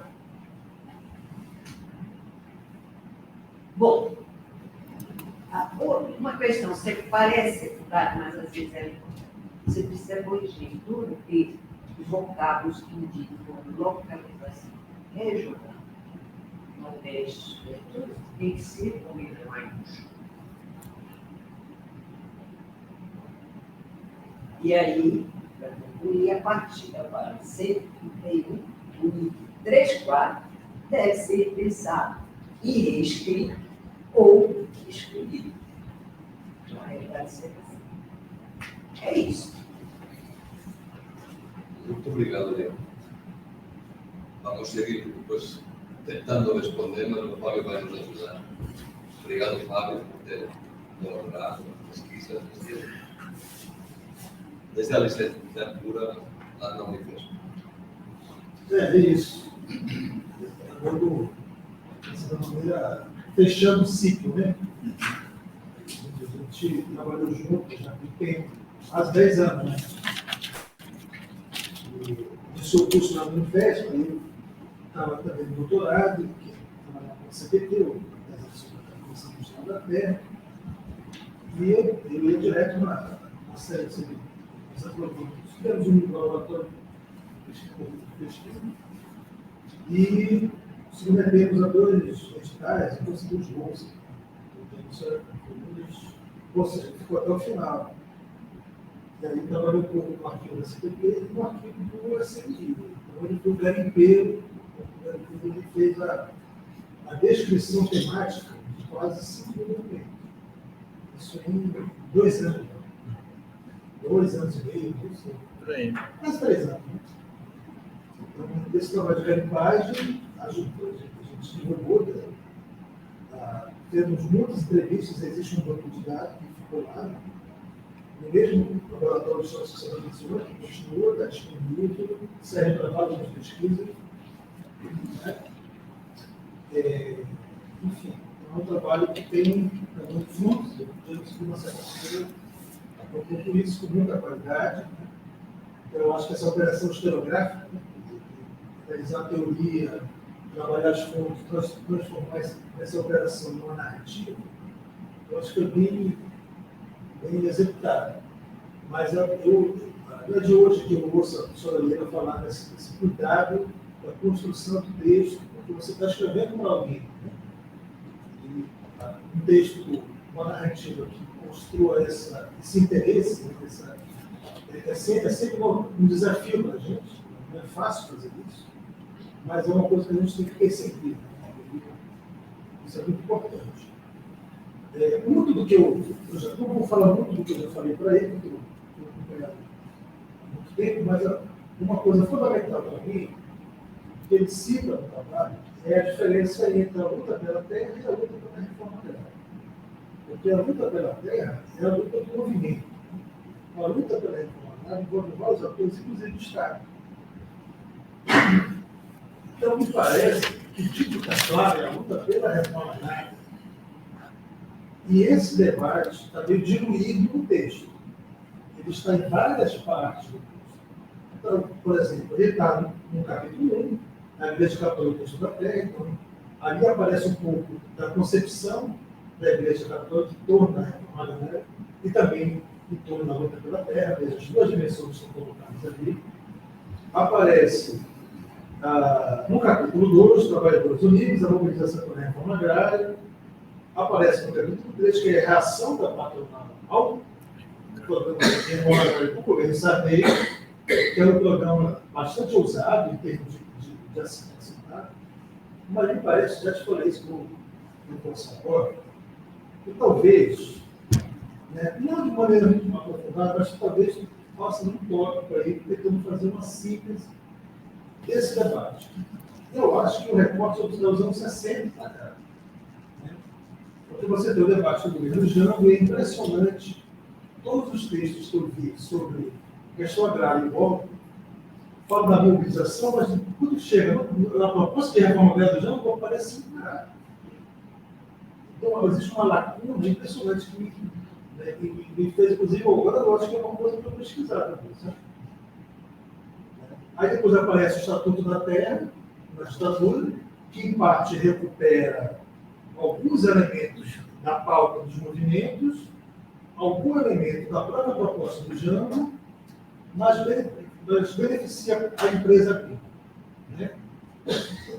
E setores que demonizavam o Estatuto da Terra passam a apoiar aspectos do Estatuto da Terra, como, por exemplo, a função social da propriedade, né? Na segunda metade da década de 70 e diante, que é o caso da CPT, que pega o jornal da CPT Nacional, é a defesa da aplicação do Estatuto da Terra. O que é isso? Então, de alguma maneira, né, que pode colocar aqui, e tu aprofunda lá na frente numa pesquisa de doutorado. Né? Eu acho que, porque tem uma lacuna aqui muito grande sobre isso. Então, como é que tu vai arrumar isso? A gente depois vê, né? Mas eu acho que isso tem que estar um pouco mais colocado, porque é muito, muito importante. Para eu poder entender essa dimensão do jornal, o que o jornal está fazendo contra a reforma agrária? Essa coisa do radical e imediato é uma palavra de ordem lá dos anos 60, que parte da sociologia, da sociologia, coloca no colo das ligas camponesas. Aí você pega a entrevista do Francisco Julião e diz o seguinte: olha, o movimento camponês é extremamente legalista. Extremamente legalista. O negócio de estar na marra, não sei o quê, isso aí, mano, calma, muito calma. Né? E o que ele fala? Qual foi o papel? Eu tirei o camponês da porta do delegado e coloquei na porta do juiz. Que foi aquele movimento de contratação de advogados. O Francisco Julião era advogado. Né? E assim ele começa no movimento para defender a manutenção permanência dos camponeses que ocupavam terras e litígios. E aí se discute a ideia de função social da terra e tudo mais. Né? Então, é uma coisa que eu acho que é importante destacar. Onde tu vai colocar isso, eu não sei. Mas tem que estar. Eu acho. A outra coisa é a questão do partido. Porque, ao final da ditadura, você tem a reforma partidária, que não atinge os antigos partidos comunistas, que ficam ainda na clandestinidade, só vão ter registro em 85, não é isso? Então, até, por exemplo, em 87, o PT era considerado por muitos grupos que era um partido de frente. Teve um congresso que definiu: bom, vamos transformar os partidos do interior do partido em tendências. Direito à tendência. Né? Isso não foi cumprido por todo mundo. Alguns grupos, o PRC virou, a Nova Esquerda virou, não sei o que, marxista, tendência marxista, né? Vários, os outros não virou socialista, né? A convergência permaneceu no mesmo lugar que estava, a causa operária também foi expulsa em 79, né? Esse é o partido da causa operária, que é o jornal. Né? Não confundir com classe, né? Enfim, e o PMDB era também um partido de frente para vários movimentos. Né? O PCB, o MR8, de onde veio o Gabriel Sá de Pimenta, o MR8. Né? O PCdoB ficava no PT, né? Da criação até 32. Depois foi do PMDB na ONU. 80, 81. Quando surge a questão das candidaturas e pelas divergências internas, aí ele vai se colocar sobre. Porque os grupos que ficaram. Foi. Não pode. É taxado de condições sociais. Só isso. Não, eles decidem, né? Na brincadeira, você compra. Eles decidem, quando volta de salto online, eles decidem que, não, se isso é do PT, não. Isso vai dar muito certo. Aí o Paulo Flanteles deixa a presidência do PT e volta na vida dele. Porque, enfim, mas o que é importante nesse momento? É importante também, eu sugeri fazer isso numa nova de ordem também, explicativa. Ou parar, porque tu fala muito de partido, né? Então, partido de oposição, a ditadura, ok, e às vezes tu coloca os partidos, mas tu coloca de uma certa maneira uma densidade um pouco mais clara do seu significado. A senhora já tinha chamado a atenção isso da comunicação, melhorou, mas acho que falta pouca coisa, viu, gente? Quem está nos assistindo, não fiquem preocupados, é normal, sabe? O que a gente está fazendo aqui. São algumas das pessoas que, no sentido de melhorar o trabalho, que já está muito bem. Se falar, enfim, nos próprios movimentos da igreja, né? Porque o jornal é editado pelas dioceses, então você faz isso no capítulo 1, acho, ou 2, né? Mas acho que tem que falar um pouco também eu acho que eu falo, né? De média, ajuda, ação popular, né? Até a criação da CPT serve de onde vem o documento, né? A Igreja de Problemas da Terra, de 1980, que parte dele é feito pela equipe de apoiadores da CPT, de assessor da CPT, entre os quais o José de Souza Martins, a dicotomia terra para trabalho, terra para negócio, que ele ajuda a construir. Esse documento, que aparece nesse documento, é uma coisa que ele faz e que ele está ali porque a CPT deu a senha para ele entrar nos portugueses. Ele não faria aquela pesquisa que ele fez se fosse a senha da CPT deu para ele. Né? Então, essas coisas elas estão muito ligadas. Né?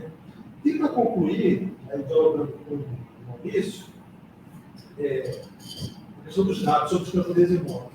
É impressionante. A CPT foi criada em 75 e em 77, pelo levantamento que eles fizeram, os escritores ainda incipientes, por exemplo, em Marabá, não tinha sede. Onde a CPT atuou? No movimento de educação de base, lá no bairro Santa Rosa, com o Éder, com o Ademir Martins, né? Aí depois chegou o Mano, em Conceição do Araguaia, a mesma coisa. O padre Ricardo, ele chegou na região como membro do MEC, se torna padre no processo. Ordenação do MEC Araguaia. Exatamente. Ele, a Heloísa, e mais uma. A Doroteia. Sim, né? Irmã Dorothy. A Dorothy, ela fez esse percurso até captura, né? Impressionante. E aí, ou seja, mas eles começaram a fazer uma coisa, por quê? Porque os camponeses, submetidos à violência ou ao trabalho que já existia, eles procuraram a CPT. Então, a CPT era o primeiro, não procuraram a delegacia. Então, são relatos muito fiéis e muito precisos. Por isso que, de uma certa maneira, esses dados estão corretos, porque, embora a publicação dos cadernos seja de 85 para cá, a catalogação do material é desde sempre, desde a origem da CPT. Tanto isso é verdade que, em 77, com base nos dados nacionais da CPT, no primeiro boletim sobre isso, foi criada uma CPI nacional sobre a questão agrária. Em plena ditadura. Em 1984 foi criada também aqui no Pará Pará, por conta disso. e é do nível nacional. Então, veja, uma 77, outra. Então, a questão agrária, né, ela continua existindo na ditadura, mesmo com todos esses elementos que tu colocaste, que são elementos absolutamente precisos, que nos faz pensar, mas por aí. Eu penso um pouquinho nisso aqui, né? E sobre o SNI, é muito interessante também, porque, claro, o SNI funcionava na sala da presidência da República. Era o maior orçamento dentre todos os orçamentos do Estado. Era o maior orçamento, era muito dinheiro. Tinha escritórios em todas as capitais e alguns outros escritórios em cidades estratégicas, como Marabá, por exemplo. Parece da Altamira, tinha outro em Altamira, outro em Santarém, né? E claro, vejam, e tinha vários colaboradores, era dentro do grupo, tudo lá, né?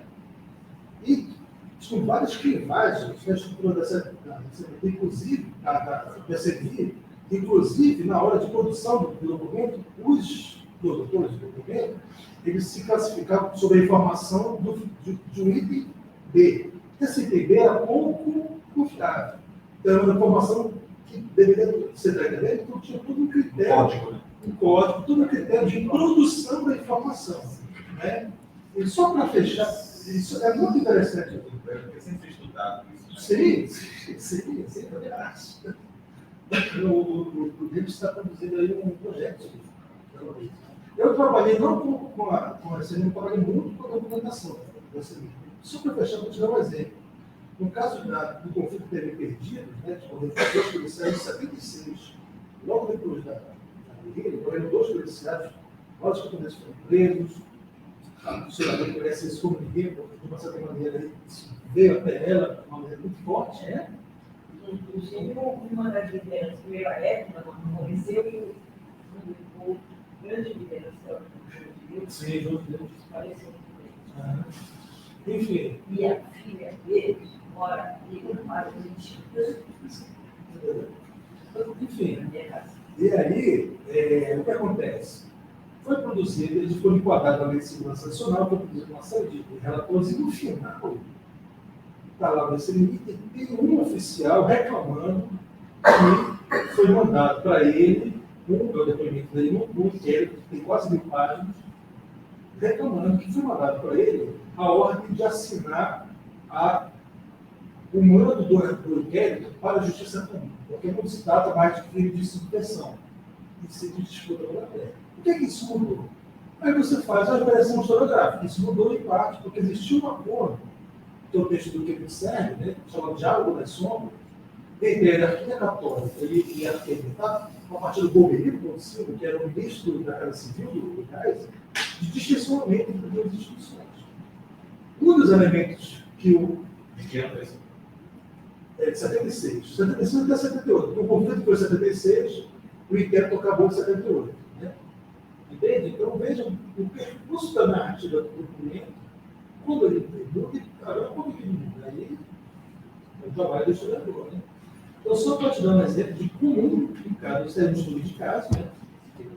O conflito, e como no percurso desse processo, muda o discurso, muda a narrativa, muda, né? Então, é riquíssimo. Então, esse é um dos 5 livros da agência Parada. Sempre que a gente não conseguiu ter todo, porque são 9. 9 mil. Isso é trabalho por dia. Nós estamos digitalizados. Tudo digitalizado no arquivo nacional. Eu consegui em 2015. Eu fui lá no Rio, peguei, estava tudo que eu fiz. A foto, roteiro, o pendrive, tudo.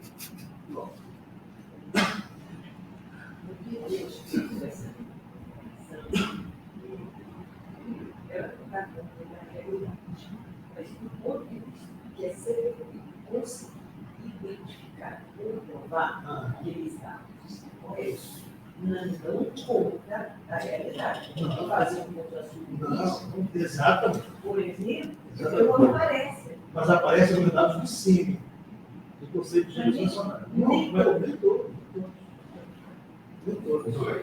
Enfim. Não. Deixa eu seguir falando. Não, é isso. Então, muito feliz, né? Feliz com a oportunidade e isso. Muito obrigado, Fábio.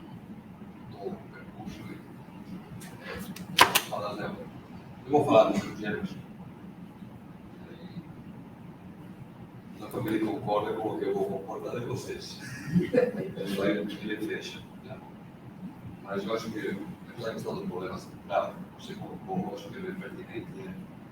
De fato. Tem um problema central, outros problemas derivados do gênero. Sobre a questão dos conflitos, a CPT, a Comissão de Nação tem,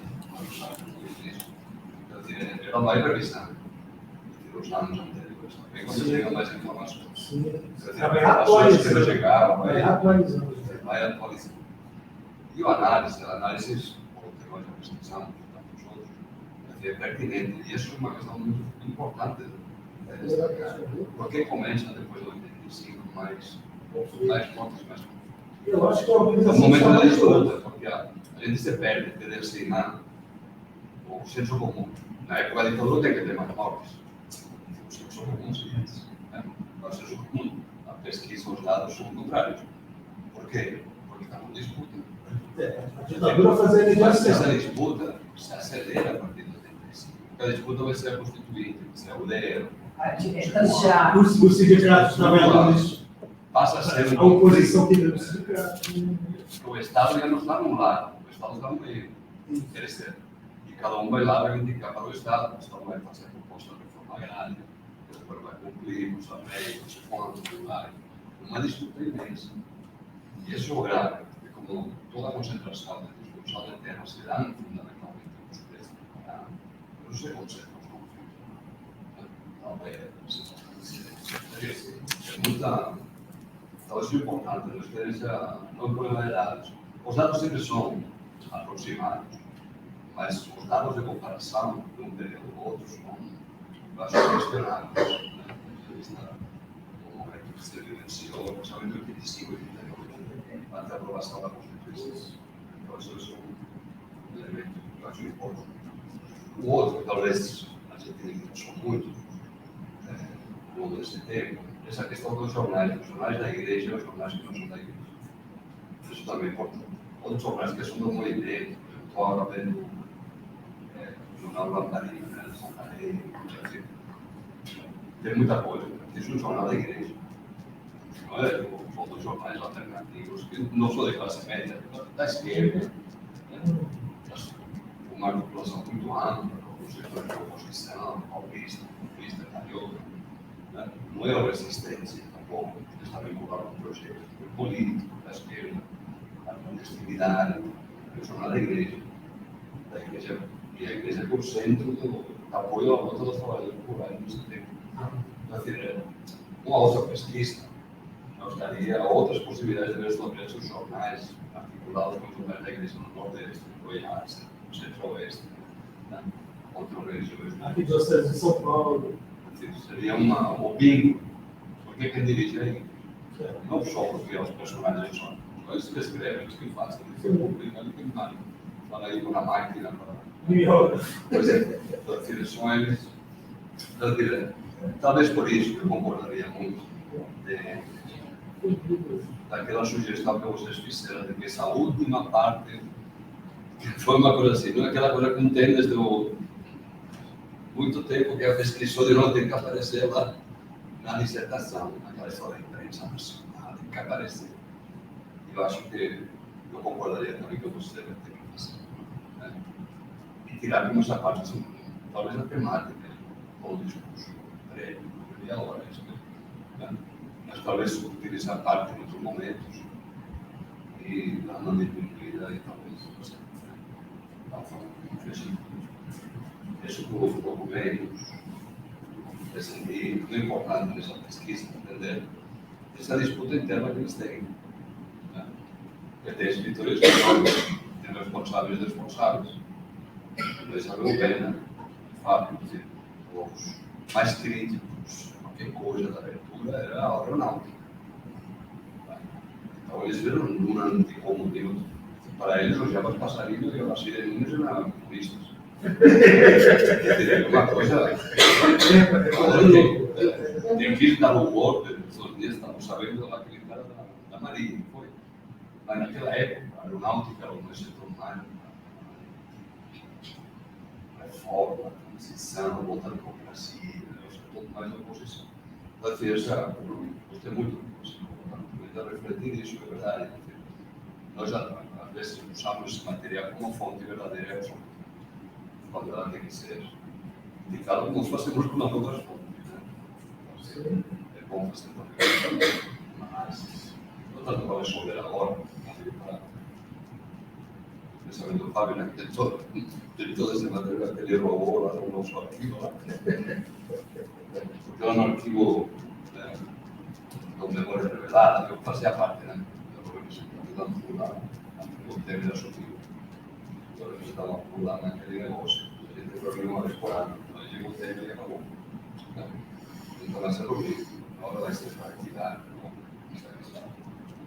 Também o último detalhe final, essa coisa dos posseiros que fez pensar nessa reflexão. Esse tamanho do poceiro, mistério do poceiro. E isso talvez pode ser não aplicada a todas as informações dos camponeses que tu estás falando, de fato. Também das que favorecem os caras que chegam lá de fora, que vão brigando por os fazendeiros, que também vêm de fora, todos de fora querendo ocupar a terra e a briga. Se não foi bem assim, tem diferentes trabalhadores rurais, camponeses, com histórias diferentes, processos migratórios diferentes. Talvez a necessidade de uma enxugada tanto processo. Vamos lá. Só fazer uma pergunta. O jornal chama os camponeses de coceiro o tempo todo? Isso. Mas em outro momento ele identifica quem são essas pessoas, que a professora Leila me chamou a atenção para observar. Porque não são todos coceiros, porque tem professores no meio também. E algumas pessoas que são da cidade também. Então agora eu utilizo o coceiro, lavradores, camponeses, mas eu também identifico quem são o rosto deles. Quando eu até cito o trabalho A Multidão na História, que são professores, são empregada doméstica, lavadeiras, etc. Mas a sua questão é pertinente. E quem utiliza o termo coceiro não são eles. Lavradores rurais, lavrador é a principal expressão. Lavrador é uma expressão bem colonial.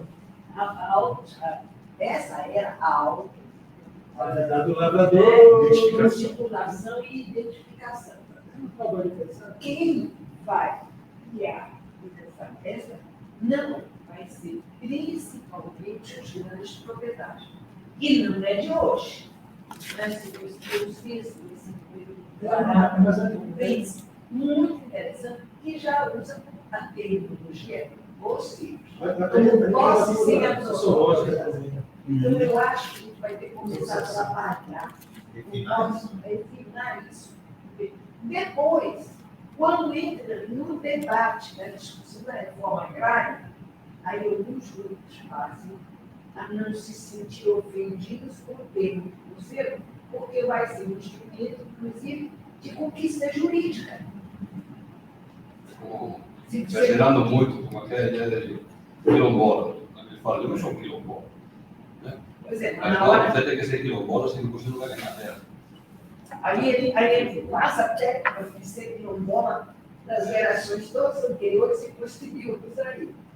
É um complicador, porque, na verdade, tem-se estratégia de se manter ou conquistar a terra. E as táticas se adequando até a conquista desse objetivo. Isso mesmo. Muito bem. Amigo Gerson, você tem a palavra final. Tá, só tentando responder a questão da problemática, né? Essas perguntas é quando eu fiz inicialmente quando eu submeti o projeto de mestrado aqui no PPIST. Então, eu delimitei algumas questões para ser respondidas. E para mim, essas questões que são perguntas particulares, são 4 perguntas, mas elas, eu não procurei entender elas em uma única pergunta. Para mim, todas elas eram centrais. Para mim entender como o jornal Hemisféria Local e Regional se articulava com a luta dos trabalhadores do Brasil todo, a radicalidade da luta presente nas páginas dos jornais, eu fui procurando entender por temáticas. E isso eu fui cruzando com fontes, com diversas fontes, sobretudo daí do SNI, que eu acabei incorporando durante a pesquisa. Por que entender a radicalidade, né? Porque quando eu li esse artigo, que foi feito pelo Fábio, o Ayrton e o Petit, esse quadro da violência, elaborado pela CPT, então, assim, tá morrendo muita gente, mas como os lavradores estão tentando reagir contra isso? Então, aí eu fui entender que radicalidade da luta é. Muitas vezes a radicalidade se dá também numa esfera legal, tentando reivindicar, mas muitas vezes eles pegam em arma mesmo, entendeu? E vão para uma guerra. O que o jornal narra é uma guerra no campo. Marabá, a área de segurança nacional. Por que está morrendo tantas pessoas? Eu não respondi de forma direta, porque talvez seja um problema ser bem investigado, mas eu procurei ao longo do texto jogar algumas questões. A primeira delas, fim da censura prévia. Vamos lá, em 79. Então, cria jornais alternativos, mas não tem aquela censura prévia. O jornal é censurado, beleza, mas fim da censura prévia significa também que as informações vão circular, a organização dos trabalhadores vão se dar de forma mais intensa, seja no campo ou na cidade. E os trabalhadores estão se organizando. O jornal está mobilizando os trabalhadores, não só com a luta local e regional, mas eles participam de encontros estaduais e nacionais, que se inicia desde a década de 60 com o encontro em Belo Horizonte, que vem a expressão da reforma radical imediata. Vamos lá. Partidos políticos.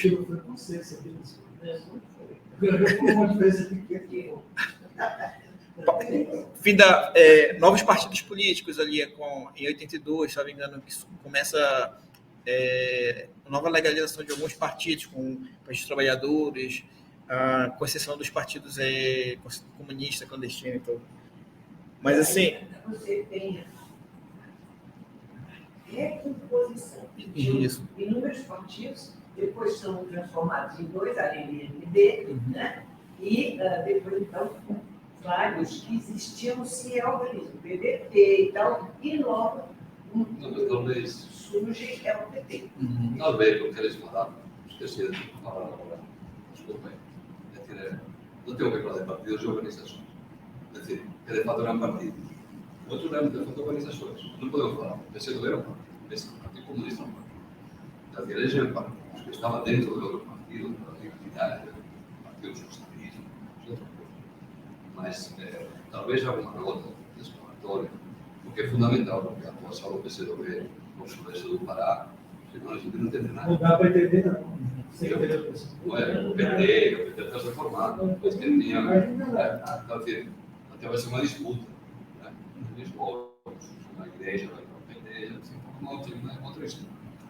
Mas eu acho que mereceria uma nota. Sim. Eu até tiro essa questão só do PT, que foi uma observação da Leila na qualificação, porque tem uma série de partidos aí, que são os partidos da oposição, e eu coloco o partido da oposição, e eu vou tentar entender melhor e vou ler a dissertação de mestrado da Canuto, me esqueci do primeiro, Luzia Canuto, entenderam lá como o PCdoB agiu lá em Rio Maria, lá na oposição sindical, lá, entendeu? Passa de Marabá, vem, né?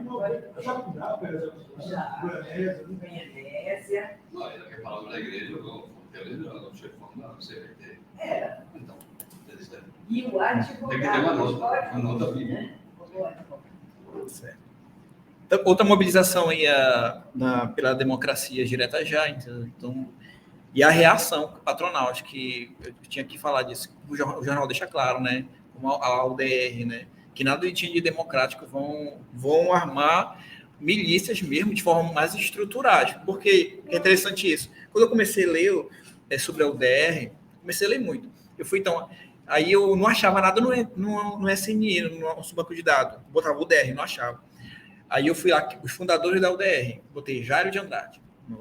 Tá. Eu identifiquei que o Jairo de Andrade, ele é uma das pessoas que ajudou a formar já associações antes da criação da UDR. Aí falei, então tenho que falar logo dessas milícias que não se inaugura com a UDR, embora a gente fale muito dela, mas é uma organização ali de 79, 78, que fica de forma mais clara para a gente que a UDR, por conta que ela ganhou o cenário nacional.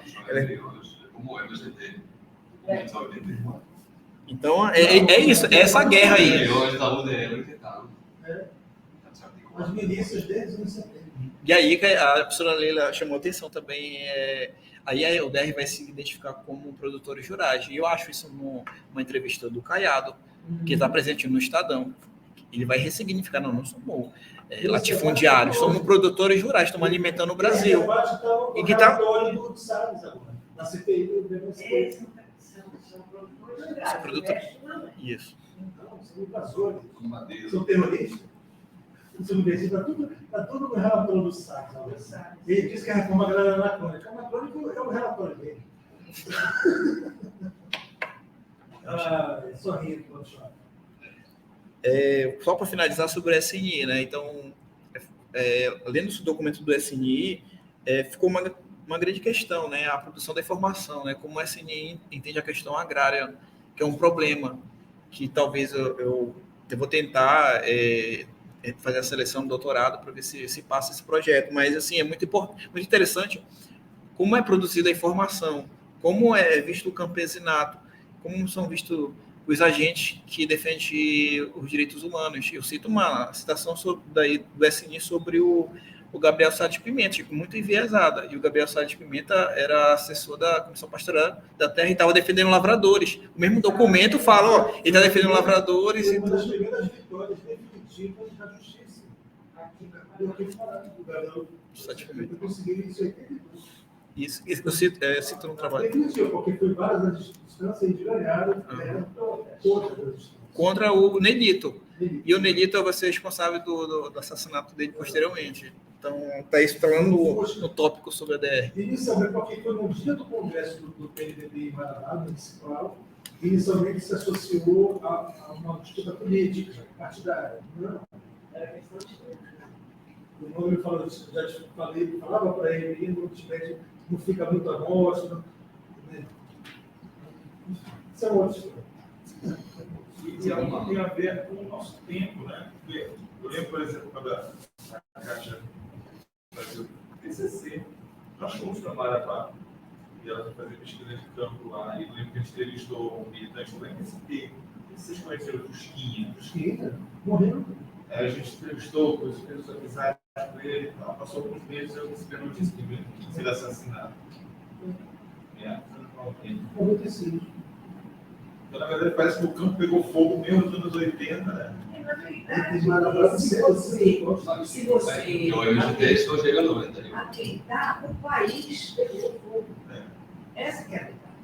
Mas Aqueles comícios, não estou. né? Não, porque assim também qualquer coisa. Não, eu falo no Porque sentido pegou fogo, dos mas fogo foi movimentos assim. sociais. Os comícios que foram feitos, né, neste país depois pelas diretas, tá? E pela reforma agrária, ele uma ali, o outro ali, uma ali. Pois é. Não, mas do ponto de vista da terra, esse deslocamento da pessoa do Nordeste e do Sul do país para a Amazônia, isso assim, fez diminuir os conflitos. Foi um objetivo da ditadura conseguir. Na verdade, Entendeu? Então, passou outra onda. mas tem que ter muito cuidado nessa questão, porque, na verdade, o que eles queriam era fazer as áreas de maior tensão em termos da terra do país, De lá para cá. de lá para cá. Né? Aí, Extensiona. o projeto procura é um ciclo unir, tá? Famílias, não era nem pessoas, eram Ao longo da famílias. Transamazônica. Era o programa de integração do Não só era ao longo de todas as rodovias. Era em Brasília, a PA 150, as OPs, tudo. as OPs, E não, que nós chamamos de agrovilas, né? e não conseguiram instalar. Nem 6 mil. Até 74 eram 6 mil. Eles chegaram formalmente, do ponto de vista legal, a conceder 25 mil títulos e de alguma coisa. Mas até o meu recorte que eu lembro é 74. Era 5.700. Foi lá, não, eu estou falando até 85. Muito pouco. 25 mil, tá? E era uma loucura. Eu, por exemplo, eu conversei bastante com o Noé em Altamira, né? E sabia que ele tem casos e casos, né? Ele dizer que ele interviu articulando com a universidade em 84, porque várias agriculturas o pessoal abandonava. Não dava água. As plantações, primeiro até razoável, mas depois não nascia nada. E o famoso quilômetro seco. Né? Que eu já escrevi um pequeno artigo que eu apresentei em Santa Catarina, até que no teu lado, uma discussão, rapaz, colocar as famílias com água. Não tinha água. Eu só cavava, né? O INCRA mandou aquelas máquinas imensas. Nada. E é engraçado que os indígenas uma expressão parecida com esse som, que é terra Índice árabe das cruzes. né? E nada, ninguém levou em consideração. Aí chamaram a titular do web, aí levaram o pessoal da geociência daqui para poder. Fazer solução. A vila tinha sido assentada em cima de uma rocha, 800 por 700 e pouco. Muita água, nunca não sei explodisse. Você imagina, explodiu 700 metros, tá? A gente não diz. Não dá Vai fechado. Brasília, não ninguém vai- conhece. Muito bem, só uma sugestão, porque a gente fez muitas considerações, mas essa parte, aquela parte do final do texto, um pouco consciente. Mas não considera isso. Não, sim. Acho que vai ficar com coisa a dizer. É Não, porque ela falou que acabou. interrompeu Não, não. Ela acabou. Só precisa do banheiro. Acabou já, tá Ele fazendo. falou que parou. Não, não vamos a aqui a vaga, mas a ideia. Enquanto ele vai se ajeitando, você vai botar para fora do grupo. Ele vai ao banheiro, vai. Vai lá, meu filho. Vocês podem sair também. As convidadas podem sair. Os jornalistas já conhecem. Foi tão bom. Sabe se tem café? Como que não tem? O que eu assisti? Da sacanagem. O Benegão